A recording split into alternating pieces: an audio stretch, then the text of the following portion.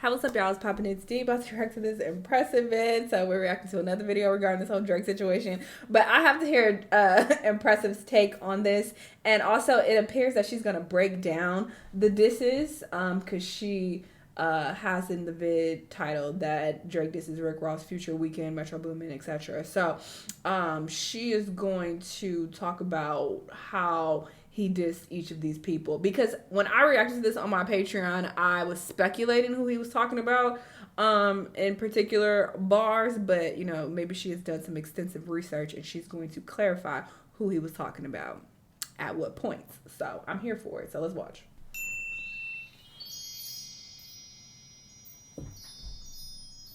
Hello everybody, welcome to the Impressive channel.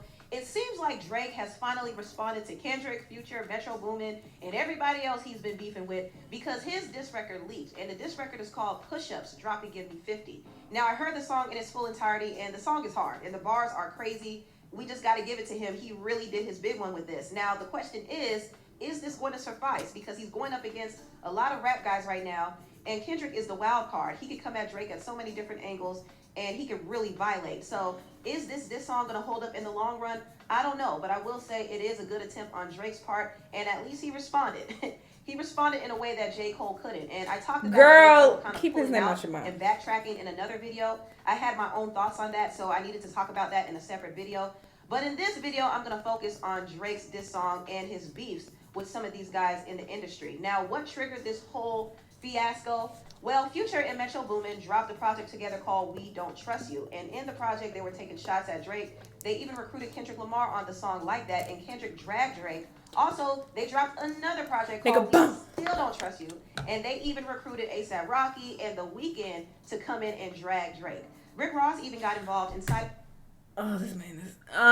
I listened to We Still Don't Trust You. The first disc, side A or whatever it's called, ass. Oh my god. I was like, what am I listening to? This is terrible. But the second part, disc 2, fire. Disc B, side B, whatever. Really good.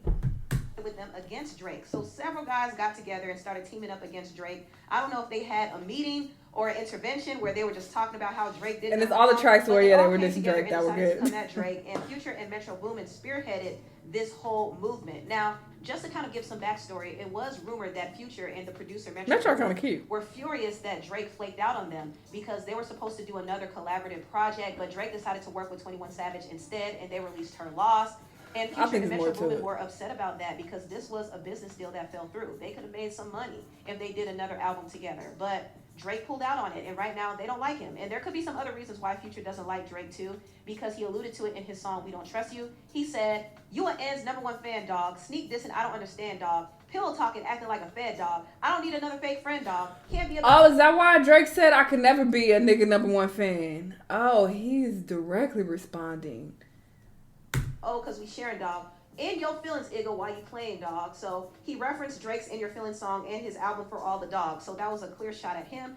And Drake responded back in his song Push-Ups, Drop and Give Me 50. He said, "I can never be nobody #1 fan. Your first #1, I had to put it in." Oh, okay. See, this is what I was confused about when I reacted to it. I was like, he could be talking about anybody here. Because, you know, I don't know who the fuck had a #1 and when. I don't keep up with that type of shit. So I'm like, you know, he could be talking about The Weeknd. He could be talking about fucking Kendrick. But no, he's talking about Future here. Yes, put the pieces together. Impressive. Pussies can't get booked out of America. No, Tokyo, because I'm big in Japan. You peas can't get booked outside of America for Ned. I'm out in Tokyo because I'm big in Japan. I'm the hit maker y'all depend on. Now, Drake didn't lie because technically some of Future's biggest hits are with Drake. Drake also came at the producer Metro Boomin and said, "Metro, shut your HA up and make some drums." Drake then came for the other guys who have been sided against him, like Rick Ross. Rick unfollowed him, and Drake, being his petty self, invited his ex-girlfriend Christina to his show. And he also had some choice words for Rick in his diss. See, that's the other reason why I thought that Drake was talking about Chrissy when he said you were about what you got going on with, and then he stopped. I thought he was saying Chrissy there because her name is Christina Mackey and he's been messy with her. But apparently he's saying what you got going on with Diddy. He said, "I might take her latest girl and cuff her like I'm Ricky. Can't believe he jumping in. This end turning 50. Every song that made it on the chart, he got it from Drizzy. Worry about whatever you got going on with you and Diddy." know if See, that's I thought what he was meant alluding and to, but Chrissy. it does rhyme. Now, Rick Ross did respond. Are we sure very he quickly. meant It Diddy seemed right like there? He had a diss record waiting for him in the vault, and it's called Champagne Moments. And he dragged Drake and said he got a nose job and a fake six-pack, and he also called him a white boy. He also said he got ghostwriters, and he got the juice from Lil Wayne. Also, he revealed the real reason why he turned on Drake. He said, I unfollowed you, Igga, because you sent the MF and cease and desist to French Montana, Igga. You sent the police, Igga, hated on my dog project. Now, I didn't know about this, but Drake had 2 songs with French Montana, one called Big Pun and another one called Splash Brothers, but he prevented French from using his verses on his album Mac and Cheese 5. So Rick Ross thought that was corny, which is why he turned on Drake. But Rick Ross's baby mama, Tia Kemp, said that he has been hating on Drake on the low. Oh. And Drake, I want you to call me because I got something to tell you personally. He talk about your family, but ain't he racist too? He talk about Drake like dog.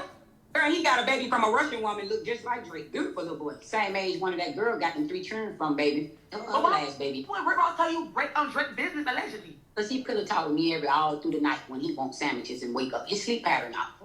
Tia Kemp is funny. She really is funny. But Rick Ross has been hating on Drake. I think he's been hating on him. And a lot of guys been hating on him too. Even though they run to him for features and hit songs, they all feel a way about him. And this is not to say that Drake is innocent, because I feel like he is very calculating and he does pull snake moves. Absolutely. But you can't deny that a lot of these guys have some secret jealousy when it comes to him. And he said your lipo reversed. Now, the Weeknd and Drake's history is interesting. It's a bit complicated. But fucking Rick Ross, the audacity for you to be out here talking about anybody's body. Like, I know you fucking lie. You better shut the hell up. It stems from the fact that Drake wanted the Weeknd to be a permanent writer for him. He wanted to sign him to OVO Records, but the Weeknd didn't want to suffer the same fate that Party Next Door did. So he signed his own deal, and Drake did kind of feel a way about it at one point. And also, they were feuding over Bella Hadid. So you already know, anytime a woman is involved or money is involved, these guys take things more personally. So the Weeknd did come at Drake on Future and Metro Boomin's other album, We Still Don't Trust You. And on the song All To Myself, the Weeknd said, they could never diss my brothers, baby, when they got leaks in their operation. I thank God I never signed my life away. And we don't do the big talk. No, no, no. Now, Drake responded by saying the Weeknd's manager, Cash XO, was blowing a lot of the Weeknd's money on other men. So he's robbing the Weeknd and tricking on other men. Also, he said hugs and kisses. Oh, okay. I was confused by that because I didn't know what the fuck he meant when he said blowing cash. I'm like, or cash blowing your money. I'm just like, what?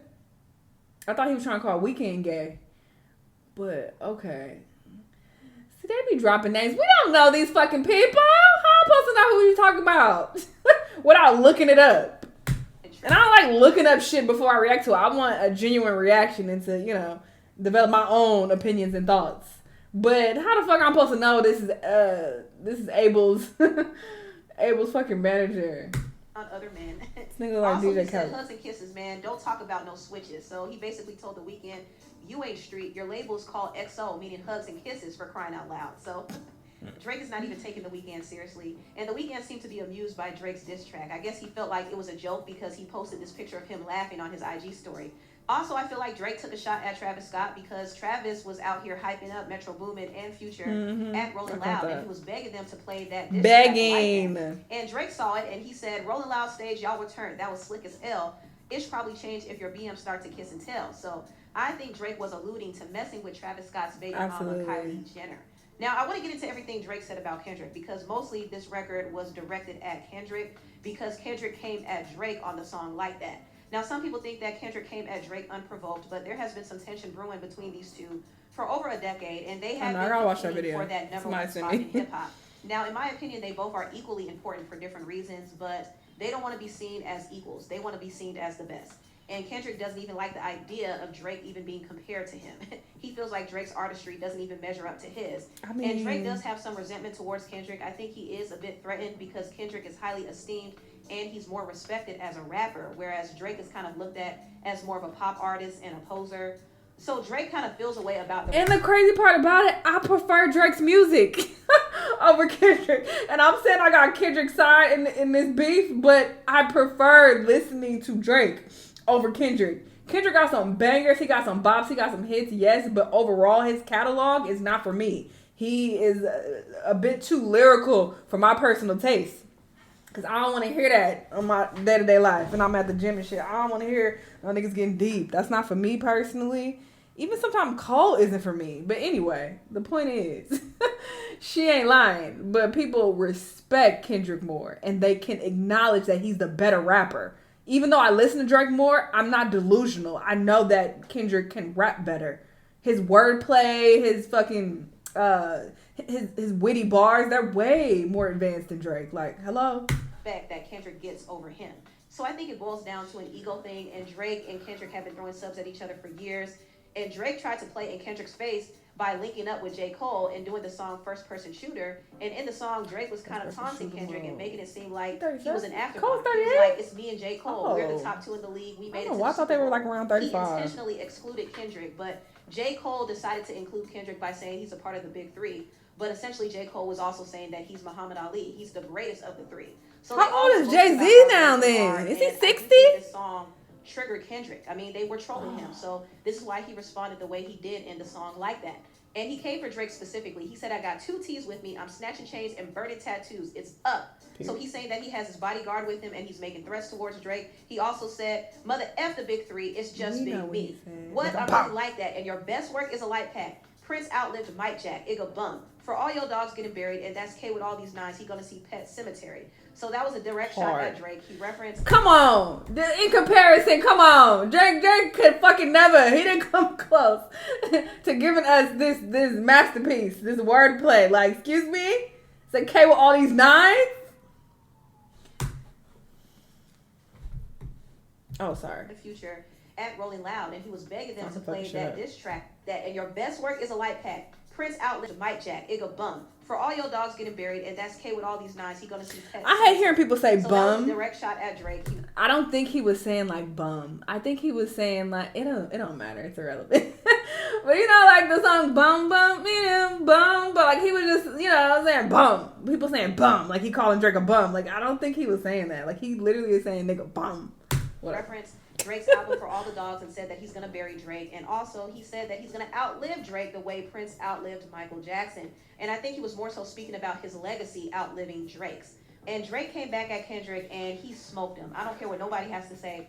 This diss track was super hard. First of all, he called the song Push-Ups, Drop and Give Me 50. So he was making fun of the fact that Kendrick was doing push-ups on one of his burner accounts. And also, he was poking fun at the fact that Kendrick had a horrible record deal. In fact, 50% of his music publishing went to his former label owner, Top Dog. So he's taunted him and saying, drop and give me 50, the way you gave... But ain't he out of this shady deal, though?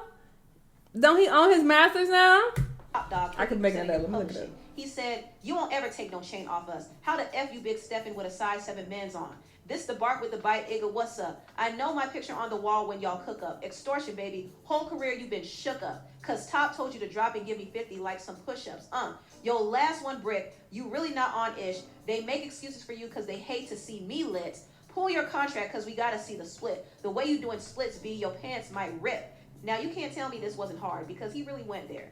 He went there. And he also referenced Kendrick's last album, Mr. Morale and the Big Steppers, and said it wasn't all that great and people only hype him up because they don't want to give Drake his props. I thought that was a very, very interesting line. And it comes to show you that Drake definitely feels a way about the respect that Kendrick gets over him. I disagree with that. But he continued to go in on Kendrick and said, pip, squeak, pipe down. So we're saying that Kendrick is better than you because we're not trying to give you your props? No, we're saying it because it's a fact.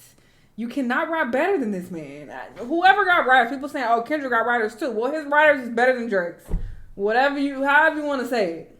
Big 3, SZA got you wiped down. Travis got you wiped down. Savage got you wiped down. That's like your label boy. Savage. I like 21, but come on. Ooh, that wordplay. And you gonna feel the aftermath of what I write down. I'm at the top of the mountain, so you tight now. And I like this line. He said, what's a prince to a king? He's a son, Igga. Get more love in the city that you're from, Igga. Cap.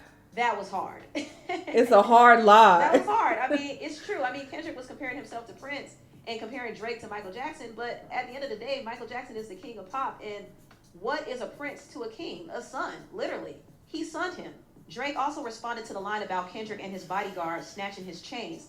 He said, I be rocking every effing chain I own next visit. A, I be with some bodyguards like Whitney. So he's not only referencing the movie The Bodyguard, which starred Whitney Houston, but also it seems like he's alluding to Kendrick's wife, Whitney, being around some bodyguards. Now, I don't know if he's trying to insinuate that Whitney cheated on Kendrick with a bodyguard, but either way, him bringing up Kendrick's wife is going to have some serious consequences. I think Kendrick is going to try to end Drake. Drake was also a little annoyed that J. Cole decided to backtrack. Now, J. Cole dropped a diss record towards Kendrick called 7 Minute Drill, and this was his response to Kendrick's verse on Like That. And I talked about it in another video, but J. Cole did remove the song, and he kind of issued an apology. That pissed me off. At first, I was like, okay, I understand where he's coming from. Like, cool, you don't want to proceed with the nonsense. But to remove the song, it's like, all right, now you're doing too much.